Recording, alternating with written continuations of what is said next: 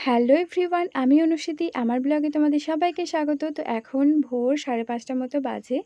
আর আজকে বুধবারে আমি ব্লগটা স্টার্ট করছি। তো আজকে তো মহালয়া, তো পিতৃপক্ষের শেষ, মাতৃপক্ষের সূচনা। এখন আমরা এই একটুখানি নেমে চা খেয়েছিলাম কাঁদরাতে। আমি, মা, জেঠু, জেঠুমা, একটা আর মাসি মেসোমশাই সবাই মিলে আমরা গঙ্গা স্নান করতে এসেছি। কারণ মহালয়ার দিন গঙ্গা স্নান করলে খুব ভালো পুণ্য লাভ হয়।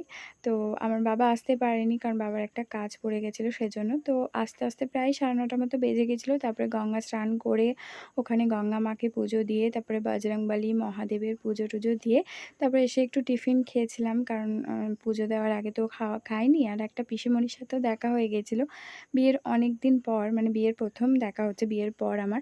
তারপরে নিরলে একটা জগন্নাথ দেবের মন্দিরে প্রসাদ খেয়েছিলাম। ওখানে অনেক কিছু ছিল, করলা আলু ভাজা, ঢ্যাঁড়স ভাজা, পোস্ত, পনিরের তরকারি, দই, অনেক কিছু দিয়েছিল। তারপরে আমরা